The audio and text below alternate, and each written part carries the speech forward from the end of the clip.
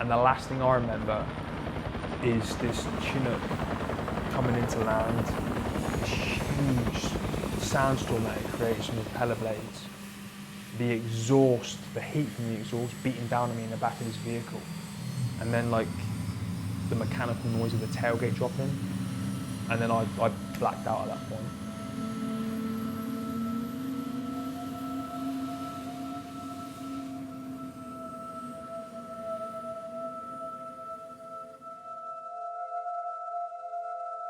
I later found out that they had classed me as dead.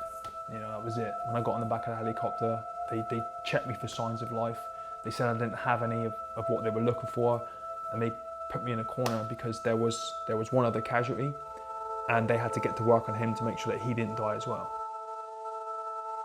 You know, they checked me for a pulse, they checked me to try and put fluids in me, they couldn't. They put an oxygen mask on me which should have steamed up, but it didn't. So that's why they said, okay, this guy's dead, leave him. Now, when one of the medics walked past me to get some equipment to work on the other guy, he said that my eyes started to flutter, which meant my heart was still beating.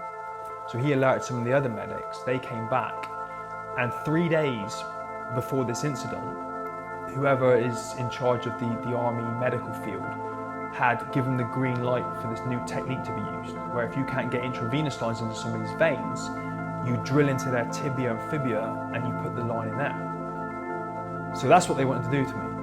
Problem being, my tibias and fibulas had been ripped off by this IED, so they had nothing to work with.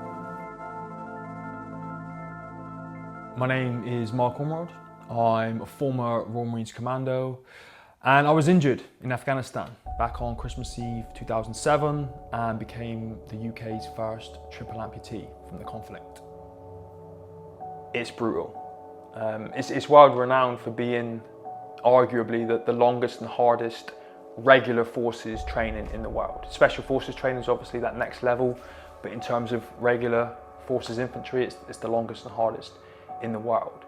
And you have to be extremely fit physically, and it's very progressive and gradual, and you build up over 32 plus weeks to be able to do the final phase, which is called the commando phase. But if you're not mentally robust, if you can't be cold, wet, sleep deprived, food deprived, you know, covered in blisters with 4 or 5 miles left to march, if you can't do that and conquer your mind, then you won't make it. And then I've seen people that are 100 times fitter than me physically fail because they don't like the other side of it. Brain starts telling you you're in pain and, you know, just stop, just quit, and you know, maybe you're running, you throw up and whatever it is. When that voice starts creeping in, you're probably only about 40% physically to actually shutting down. And once you understand that and you know it's part of the process and part of the game, and you say, okay, I'm at that point now, I want to quit, just push a little bit more and then I'm through it. That's the biggest thing I've ever learned. Like, whenever that voice creeps in, you're not even halfway to your body failing.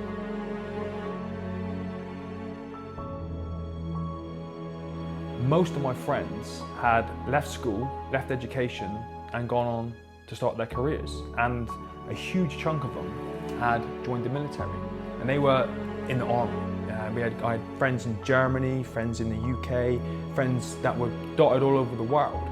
And they would always come home on their leave periods, and it seemed like they always had, you know, cool stories to tell me. They had money in the bank, they were always out partying. My exams are on the horizon. What do I want to do? Do I want to go on to further education, or do I want to go and start a career? So one of my friends who was already serving took me down to the career centre one day, and I spoke to the recruiter. He gave me all the paperwork that I needed. Because of my age, I had to take it back and get my parents to sign it. I had a training program that was written specifically for me by the Royal Marines, and that's all I did. I wasn't interested in anything else, you know, going out partying, messing around. It was just training, following that program to the letter, waiting for a letter to drop on my doorstep saying, come and start your training. My dad told me that I had an uncle who was actually a retired Royal Marine, and he only lived about 15 miles up the road. So we hopped in the car, we drove up there one weekend, and he talked me through his entire career. He started as a Marine, which is our equivalent of a private, And 22 years later, he retired as a captain. And he told me why the Royal Marines were different, the kind of things that he'd done in his career, what I could expect to experience if that's the route that I wanted to go down. So I then went back home, back to the career centre. I spoke to the Royal Marines recruiter, and he pulled out, this is how long ago it was, he pulled out the VHS cassette. He put it in one of those TV video combi things that were all the rage back in the day. And I watched this video and my jaw hit the floor. I saw guys, fast roping out of helicopters, skiing in the Arctic, up to their chest in water going through the jungle. And it just seemed like these guys could go anywhere, do anything at any time. And I got goosebumps. I'm getting goosebumps now just thinking about it. And that was it. I wanted to be a Royal Marines commando, and that was all I was focused on. And when I left school, that's exactly what I did. I was 17 years old when I did it. I was still a boy, and I was surrounded by men. I was the second youngest in my troop. Everyone else had more life experience and more experience in everything than I did. And it was very overwhelming, it was very scary, it was very intimidating, and you have to adapt really quickly and just run with it. And I think you develop your own way of dealing with it. And what I did personally was, 30 weeks is a long time. It's 32 now, it was 30 when I did it. You have to break that down to chunks, almost month by month, week by week, and then sometimes day by day. And that was the mindset that I adopted. I just thought, right, get through this day, get through this week, get through this month, tick the box, and then we restart again and keep pushing. And eventually, as long and as arduous as it was, eventually you'll get there, and then you can start your career and do the fun stuff. So I started training in February 2001 when I was 17, and I finished in October 2001. 9/11 was September 2001. So 4 weeks before I'd finished my training, we all witnessed that. And so we knew that everything we've been trained to do, we were going to have to put into practice in the real world very, very quickly. For an 18-year-old who was about to earn his Green Beret and become a Royal Marines Commando, who's very cocky and arrogant and brash at that age, you think you're invincible. 2003, Iraq came around and I was deployed on Operation Telic 1. So we spent about a month in Kuwait. We sat on that border, and then when we were given the green light, we pushed over that Kuwaiti Iraqi border and we went and did what we had to do in Iraq. And I spent 3.5 months in there. And I didn't fire a single round. I came back, I was assigned with a couple of my friends as force protection for a medical regiment. So I thought we'd see a lot of action. I didn't see a thing. And I came back, and as weird as it sounds, I was disappointed. I thought, I've done all this training, and I'm supposed to be this elite level soldier, and I'm supposed to be able to go and do the business. I've just gone to war. I was 19 by this point. I've earned a Green Beret, I've been to war. I've kind of ticked a few boxes already. Anything else now is just a bonus. When Afghanistan became a hot topic again, I would get the opportunity to go out to a different kind of environment and then actually test my skills and see if I was good enough. They were worlds apart. In Afghanistan, as soon as you hit the ground running. And you could be fighting at all different hours of the day, 2, 3 o'clock in the morning, it doesn't matter. Night, day, all throughout the year. I was very comfortable in that environment. And I think that was mostly down to knowing about the men I had around me, who had all been through the same training, who were all at the same level, who were all extremely professional, and we all had each other's back. So despite how dangerous the environment was, I knew all around me were men that were willing to do whatever it takes to keep me safe, as I would be willing to do whatever it takes to keep them safe.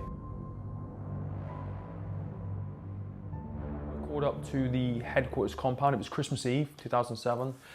We were called up to the headquarters compound and we were given a brief on a foot patrol that we were going to go on, something we'd done a million times before in the 3 months that we'd been there. We went back to our compound as normal, started preparing all of our kit and equipment as normal. And then we went back up to the headquarters compound. We formed up up by the rear entrance of our camp in 2 sections, and we got ready to leave. Now, the idea of this patrol was that we would have 2 sections with 8 men in each section. We'd leave the rear entrance of camp. 1 section would go north, 1 would go south. We got told to patrol the immediate perimeter of the camp, pushing no more than 300 meters out. And then the 2 sections would meet at the front entrance of the camp, so now the opposite side, secure the location, close things down, and finish up for the day.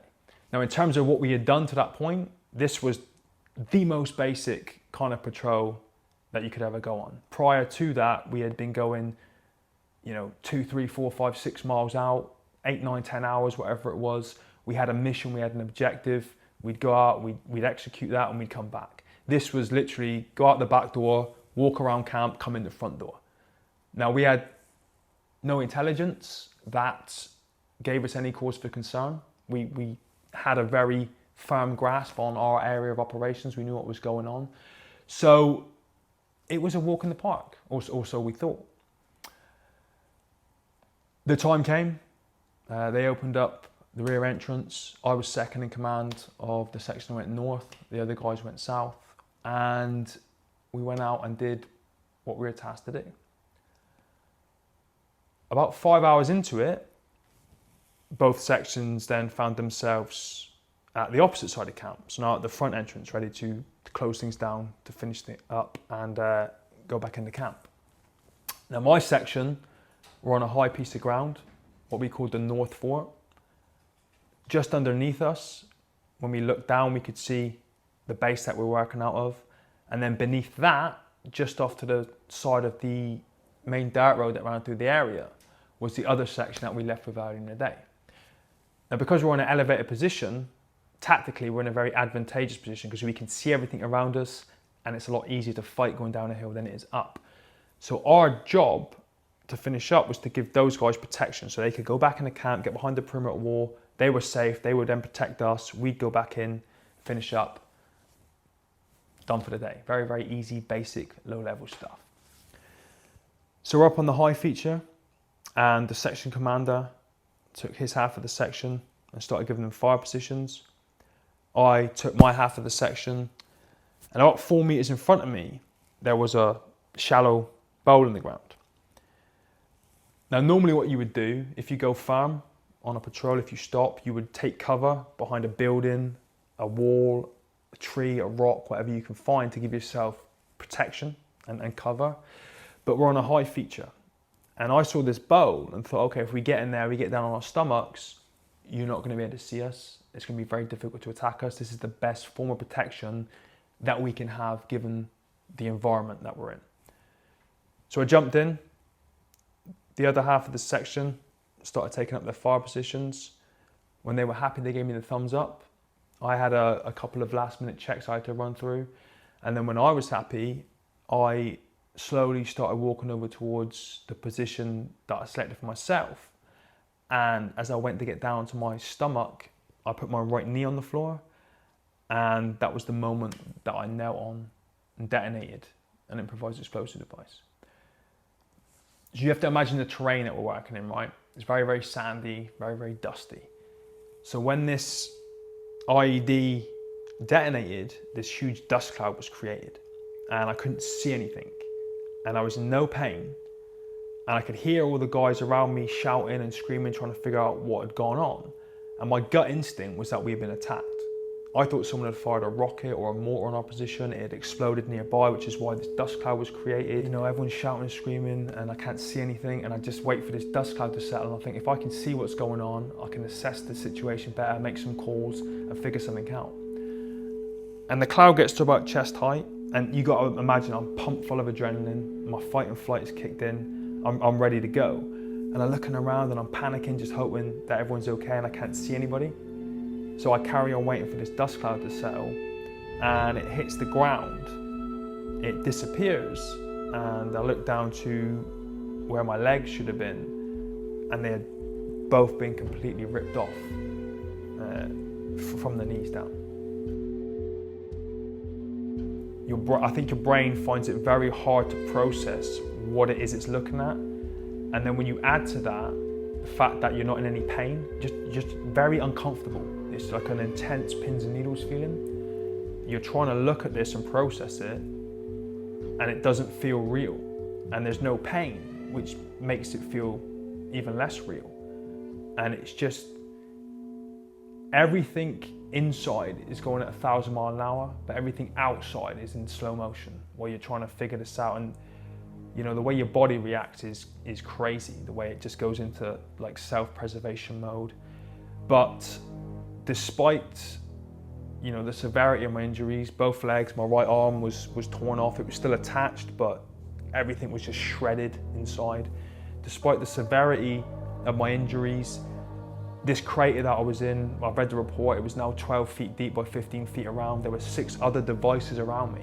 Despite all of that, like I said earlier, those men that I was working with were so professional and good at what they did. I never really thought that I wouldn't make it out of there. And they just clicked straight into action. That no one panicked, nobody froze, nobody went outside of protocol. We'd rehearsed this kind of stuff. They all just kicked straight in, did what they needed to do. And the medic got to me very, very quickly. You know, he did what he needed to do. He put the morphine in, put the tourniquets on, put me on a stretcher. My right leg was still attached, and we had to pick it up and put it on my stomach because it was hanging off the end of the stretcher. I don't know how they got me off this high feature because I had my eyes closed, but they got me out of this crater, off this high feature, to where a vehicle was waiting. And they put me in the back of the vehicle, and these are not tarmac roads, they're very, very bumpy. So the guy driving floors the accelerator and gets thrown all over the back of this vehicle. He starts climbing up this hill to go into the front entrance of the camp, and he's got to go left and right because of the terrain. And the medic fell out the back, I fell out the back. The guy driving swung around, reached out to grab me to hold me in. He grabbed the femur bone that was coming out my right leg, kind of held me, my tailbone is on the back end of the vehicle, the tailgate. He held me half in, half out. The medic was fine because that other section we were with earlier with those 8 heavily armed men, they were at the bottom of the hill, so the medic was safe. He carried on driving, got me back into the camp, got me to the helicopter landing site.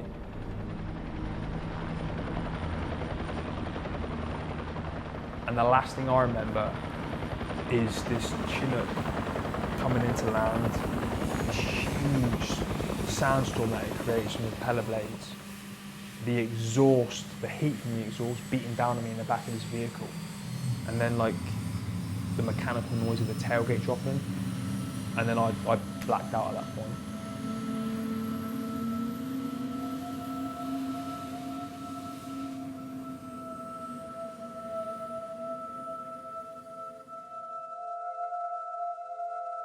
I later found out that they had classed me as dead.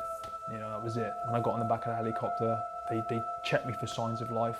They said I didn't have any of what they were looking for, and they put me in a corner because there was one other casualty, and they had to get to work on him to make sure that he didn't die as well.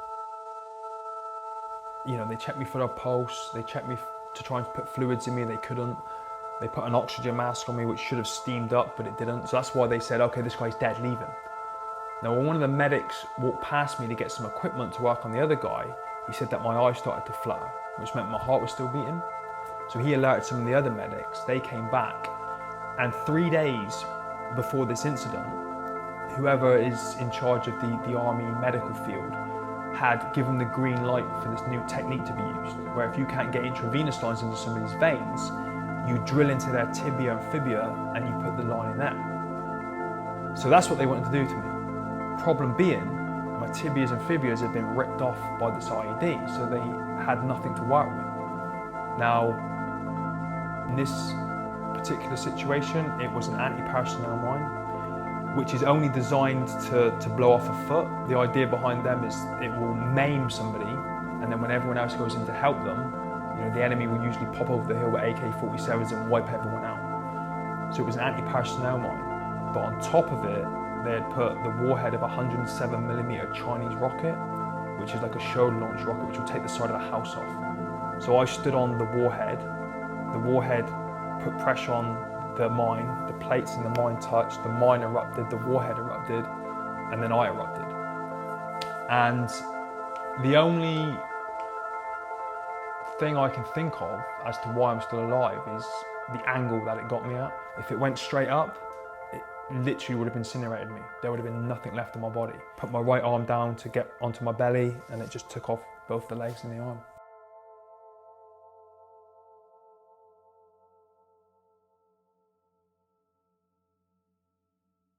So they drilled into my hip from the front and back. They put a line in. They said the first time that the skin was too loose, so it didn't bite. So they pulled it, they tightened it, and they put it in again. And they said the second time it bit, the fluids went in, and within like 3 minutes, they said I was back. So they flew me back to Camp Bastion, to the temporary field hospital that was there. And the surgeons that were working that day had a look at the damage caused by the IED, and it was a mess. And they decided that the only way they were going to be able to save my life is if they took off both my legs above the knee and my right arm above the elbow. So like I said, I passed out when the Chinook landed, and I woke up 4 days later, on the 28th of December, in Selly Oak Hospital in Birmingham, in intensive care. I woke up for about 15 seconds and then just passed back out because I was exhausted.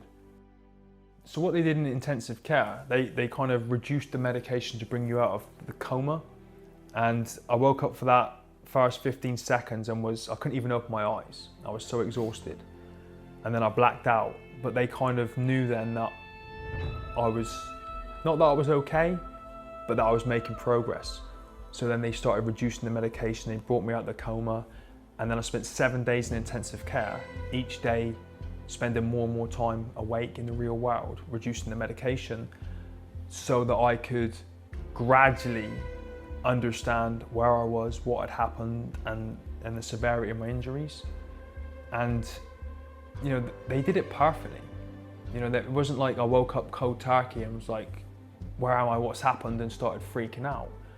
It was like a gradual drip feed, day by day over the course of a week, where initially I thought I'd lost my feet and some fingers, and by the end of 7 days I realised it was both legs above the knee and my right arm above the elbow. Initially I wasn't in a good place. You know, I was 24 years old. I was at that time 6'2", 16 stone, physically I think at my peak. And then I woke up in hospital and I'm like 4'3", because of losing 3 limbs and the infections I was fighting off. I was probably 8 stone 11, I think, and full of tubes and everything. And I also had a huge hole in my hand from a shrapnel wound. I could only use 2 fingers, and was just lying in bed thinking that's all I could do. And initially I was not in a good place. I think in the beginning there was a lot of kind of falseness between me and the people around me. It was almost like false positivity. You know, if I was feeling bad, I would act like I wasn't. And if they were struggling, they would act like they weren't. And even though it was a little bit false, it helped. And it, you know, just trying to force a bit more of a positive atmosphere kind of really helped. And then 3.5 weeks into it, a doctor walked in. He wasn't part of my team, I'd not met him before. And he told me he was the UK's leading professional in the field of amputations. Like for 33 years at that point, he had been amputating people's limbs, following up their progress, and he was like the UK's guru. And he came in and said, I have never met anybody in my 33 plus years who's got one leg missing above the knee that has any success using prosthetics. So you need to start mentally preparing yourself for life in a wheelchair. And you've got to imagine, I've come from like alpha male peak to now at 24 years old. In my mind, thinking I need carers, people to wash me, people to feed me, you know, push me around in a wheelchair. And, you know, that's really not what I wanted to hear at that stage. I'm 3.5 weeks into my recovery. So that sent me into a spiral. And, you know, I don't mind admitting this, I contemplated suicide at that point.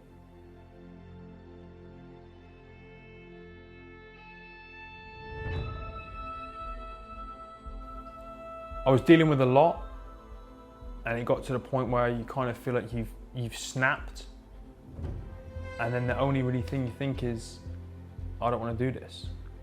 You know, and it is, and I mean this with utmost respect, it's a little bit of a pity party where you're just feeling sorry for yourself because you don't know what the answer is. I never would have done it. I was never in that place mentally where, you know, I was numb or never saw a future. You know, I was just feeling sorry for myself.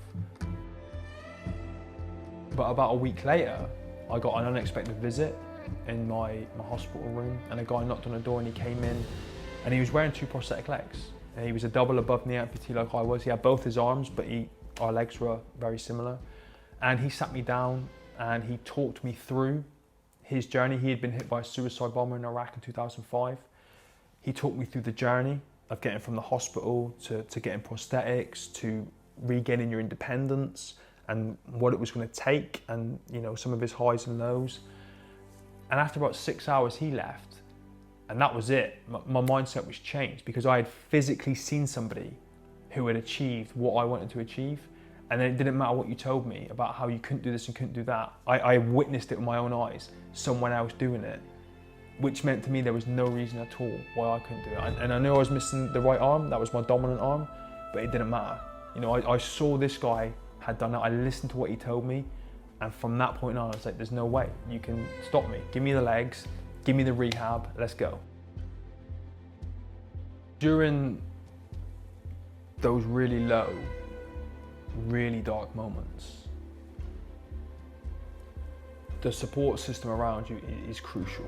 And when you move forward from that and they help pull you out of that, you realise that in life in general, it's very advantageous to have good people around you. You know, keep that circle tight of good people that support you, empower you, motivate you, inspire you. I had incredible support around me, you know, from my family, from the Royal Marines, all the doctors, nurses, surgeons, everyone around me just kind of came together to get me through those initial couple of weeks of dark thoughts and hardship. And it worked out, you know, it worked out in the end.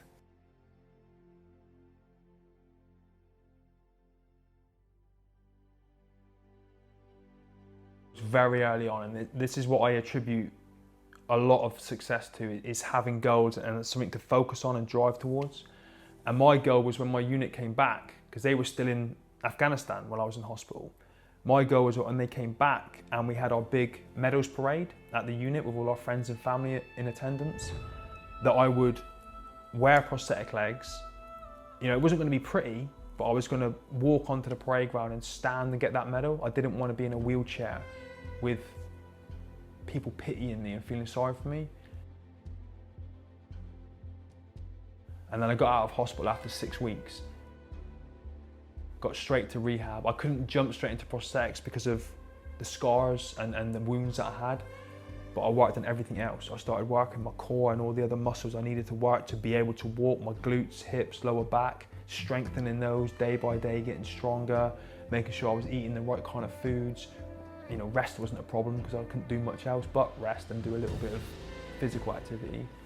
But having that goal was massive because, you know, you get up in the morning and your back hurts and you've got blisters in your groin and you just, you know, you're exhausted and you don't want to do anything, but having that goal and the thought of failing that just drives you, you know. And I didn't want to, in my mind, I didn't want to let anybody down.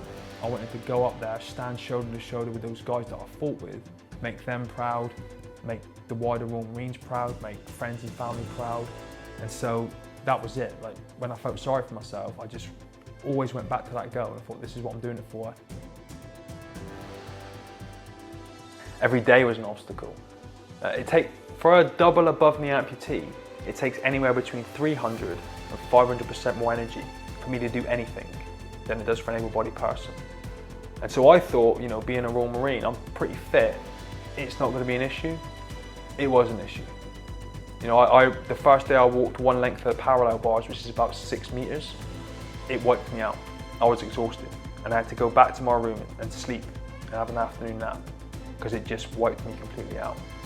And you know, every day you're getting a little bit stronger, a little bit fitter, you're getting a little bit more used to the legs, but it's just unbelievably difficult in the beginning, you know. And then when you add to that I only had one arm and it was my weak arm, and I'm trying to do everything and relearn, and you know, everything was an obstacle in those early days. Absolutely everything. Such a vivid picture in my mind of what that would look like, with, you know, desert uniform on, green beret on, everyone formed up on the parade ground, thousands of people's friends and family around, and me just standing at the sidelines. And like I said, it wouldn't be pretty, but I would do what I could to get onto that parade ground and stand next to him for when that medal got presented to me. And it was such a vivid image that it just motivated the heck out of me just to go off and do whatever it took, no matter how sore I was, tired I was, how many times I hit the deck and, you know, cut myself, bruised myself. I would just go back at the end of the day, remember why I was doing it, remember what the goal was, and then just shake it off and start again the next day. And I hope I didn't show it too much, but even that was horrendous. I was in unbelievable amounts of pain because I still hadn't healed properly.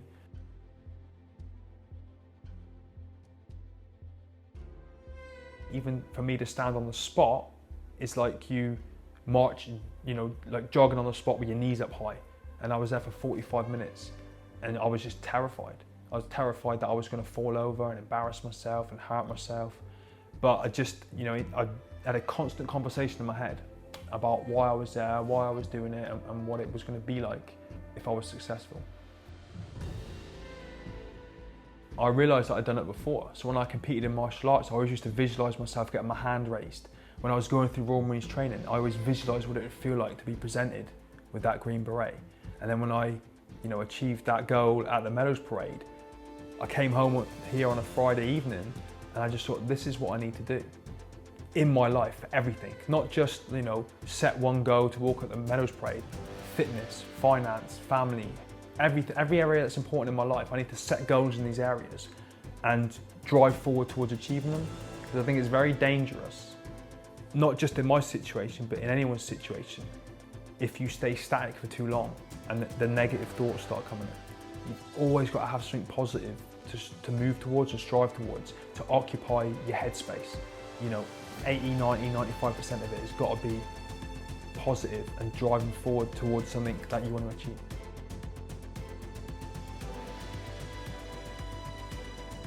You know, you can find inspiration everywhere, and I was always researching people. There was a guy in America. I actually flew out to America in 2009 to be mentored by another triple amputee because I was the UK's first, and I knew if I needed to level up, I needed to learn from this guy. And he was running, swimming, surfing, driving. He was a motivational speaker. And I was being told, you know, you can't do this, you can't do that, that's not possible, no one's ever done that before. And I'm watching this guy, Cameron, on the internet doing all these things that people tell me a triple amputee shouldn't be able to do. And his injuries were exactly the same as mine. In fact, his arm was even higher than mine. And I'm just watching this guy doing it all. And I constantly consumed his content as motivation, you know, because I saw it was physically possible. And I knew that if he could do it, I could do it. And I eventually ended up on the 9th of June 2009, I flew out to meet him. I went through a 3-week boot camp with him and his team. They made me leave my wheelchair in the UK. They made me fly on my own. Couldn't take anyone with me, which I don't mind admitting was terrifying at the time. But they hammered me for 3 weeks solid, and I never used my wheelchair since. 9th of June 2009, you can search my house. There's not a wheelchair here or anywhere near here. I got rid of it, gave it to the hospital, and just became a full-time prosthetic user. Mindset changed, and I was introduced to a whole new world of, you know, being an amputee, using prosthetics. A couple of reasons why I live my life the way I do. The first one is to let the guys on the ground that saved me know, the medics on the helicopter that saved me know, the doctors, nurses, everyone that's been involved in my journey, to let them know that everything they did was perfect and correct. And you know, I'm out living my life the fullest I can because of what they did for me, but also because I want to show other people. You know, it's a pretty severe situation to be in when you lose 3 limbs. And if I can live my life the way I want to live it and enjoy it and embrace everything that this brings with it, I'm hoping that can inspire other people to do the same thing. And there's inspiration everywhere. I don't know, if you wanted to be, I don't know, like a property millionaire, right? Just go and find someone who's already been a property millionaire. Find out what they did physically, mentally, and kind of replicate it as closely as you can. That's what I did with Cameron in America. I found a guy who'd achieved what I wanted to achieve, and I went out and met him, and I mirrored what he did as closely as I possibly could to achieve the results that he had as closely as I possibly could. It's not that complicated, but you've got to want it enough. You've got to be passionate about it, and it's got to be something that gives you goosebumps when you think about it. When I achieved my Green Beret, I was only 18 years old at the time, so I was still a boy. And when I got that, and it was presented to me, it massively opened my eyes to what you can achieve if you're mentally prepared in the right way and you have the right mindset. Because I was not, and I am not, the fittest or strongest person in the world. I'm just ridiculously stubborn, and I'll just keep driving forward no matter what. And then when I went through rehab, it was exactly the same. It was, this is the goal, just keep moving forward. And even if you're just making 1% every day, you're still moving forward. Just keep that mindset of move forward. And then eventually, you're going to achieve what you set out to achieve. You should spend a bit of time living outside that comfort zone, doing something that pushes you and challenges you and forces you to grow, physically, mentally, emotionally, spiritually, whatever it is. Because my belief is that human beings are the happiest when they're making progress and they're moving forward with something, and that's going to look different for different people. But you just think about it, and people go on weight loss journeys or fitness journeys, and they're seeing progress. That's when they're full of life and energy. When they've pushed outside their comfort zone, they've set a goal, and they're taking steps towards achieving that goal. You can do that in so many different areas of your life. It could be with your children, with your finances, with your career, but it's not always easy to do because it feels uncomfortable. But that's where the growth is, and that's where the magic happens. You've got to push outside the comfort zone.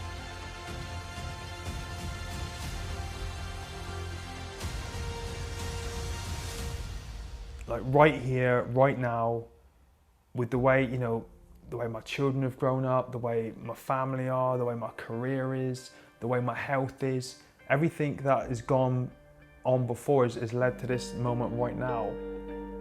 And everything feels great. Despite my situation and circumstances, and people find this difficult, they think it's all, sometimes when I say this stuff, it's false. But everything's led to this point now where my life is great, and that's probably what I'm proudest of, the effort and the work that I've put into to create this life. But I've died once, and I realised how quick that can happen, and how fast things can change. And what I do not want to do is get to 105 years old, because my big goal is to live past 100, and think that I didn't squeeze all the juice out of my life. And there's no real reason why anyone can't do any of the things that they want to do.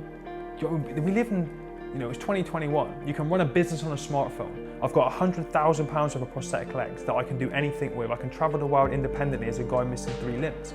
I can do whatever I want.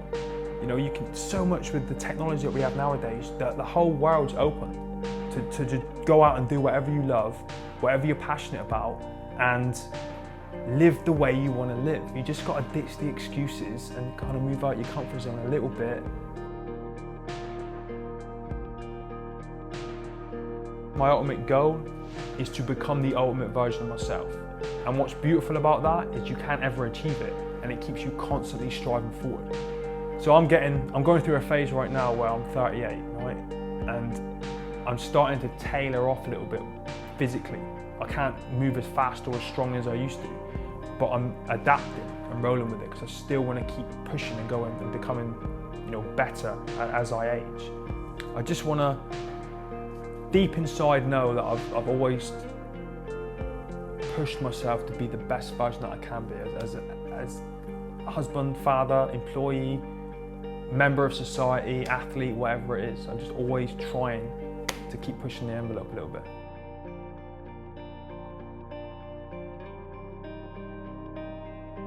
It's in those moments you need to search for what you're grateful for.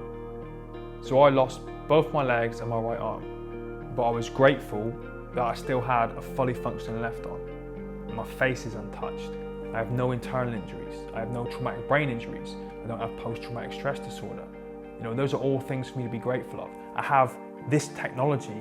You know, back then my mindset was, I have this technology that's going to enable me to live an independent life. They're all things to be grateful for. The support system around me, you know, all that kind of stuff. You have to work at it, but you can find something to be grateful for in any situation. You know, as bad as it gets, if nothing else, just know it's going to make you stronger when you come out the other side of it, and that's something to be grateful for.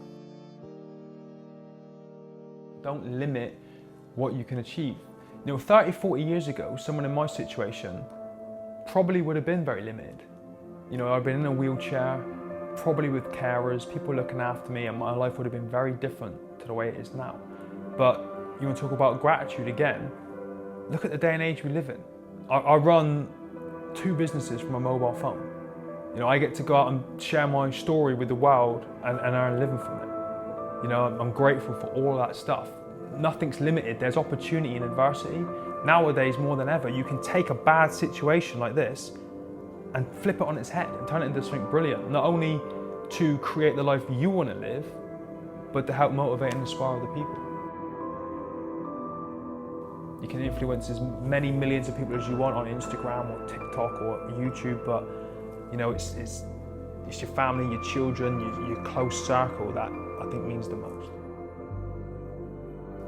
It's being all you can be, you know what I mean? It's unleashing your full potential. I mean, everyone has a passion, you know what I mean? Like you say, it's just maybe finding it, and people maybe know what it is but don't recognise it as a passion. Some people can be passionate about watching movies. That's the thing that they love to do more than anything else in the world. Do more of that. Some people love, I don't understand why they do this, but like ultramarathon runners. It's crazy, it's sick, but they love that, it's passionate. Go do more of that. You know, it's, you have to do the things that you love in life. You know, when I was in the Marines, I loved that. I loved the people around me. I loved the way it made me grow, the experiences I got to have. Now, as a triple amputee, I'm passionate about living my life the best that I can and going out and doing all the things that I want to do. You know what I mean? So you have to do it. You have to do it. Don't make excuses why you can't do it. And work too hard, get up an hour earlier. I've got kids, so have I. You know, you work it around, double tap it, bring your kids in, involve them in the passion. You know, I love doing jiu-jitsu. I take my boy to jiu-jitsu with me. I'm spending time with him and I'm doing what I love. Hopefully then he'll develop some sort of passion out of that and he'll discover what he loves. And you just spread it around. But you can't get trapped into that cycle of, you know, just going around the hamster wheel. You know, you've got to take that time to figure out what you love doing. If I'm competing for something, then I do become obsessed, but I would call it a healthy obsession. So 2017, 2018, I competed in the Invictus Games, representing the UK with different countries from all over the world. And that was a bit of an obsession for 2 years. I'd be here in this garage at 5 o'clock, 4 or 5 days a week doing cardio. I would have a full-time day job, and then I would do strength and conditioning in the evening and spend my weekends doing sports-specific training. And that was 2 years of obsession. It never got unhealthy. I'd always keep it healthy and keep that in mind and keep that balance. People can tip too far and be obsessed, and that comes at a cost. You've got to keep that obsession healthy. Physical pain, mental pain, it's all stuff that you can overcome. You know, I used to, in the beginning, have something called phantom limb pain, which is when you would feel like your limbs are still there and you'd get cramps and like a lightning bolt hitting you under a toenail, stuff you couldn't get rid of. And I figured out a way around it without the use of medication. I cold turkey, ditched my medication, and just started putting weight through the ends of my legs, and eventually it got rid of that physical pain. You know what I mean? It's all stuff that can be overcome one way or another. The mental pain is very similar. You know, a lot of people spend a massive amount of time training their body, but not very much time training their mind. You know, read the right books, consume the right content on social media, meditate, you know, spend time out. Stop watching garbage on telly. Spend that hour reading something that's going to strengthen your mind, you know, and help you to grow. This is something that as I've got older, I've understood a bit better. But failure, it's not failure if you learn from it, right? So again, I'll give you an example from the Invictus Games. I went there the first year and all I wanted to do was win gold medals. And I came back with 2 silvers and 2 bronzes. And I thought I'd failed. So I applied again for the next year. And then I took the lessons from those failures and applied them in my training for the following year, came back with 4 gold medals. It's temporary. You have to learn. If you just go, okay, I failed, I'm done, then you failed. But if you go, okay, I didn't quite achieve the objective that time, what did I do wrong? What can I change and adjust? How can I tweak it? Then I'm gonna go at it again with those adjustments, and then 9 times out of 10, that's where the success happens.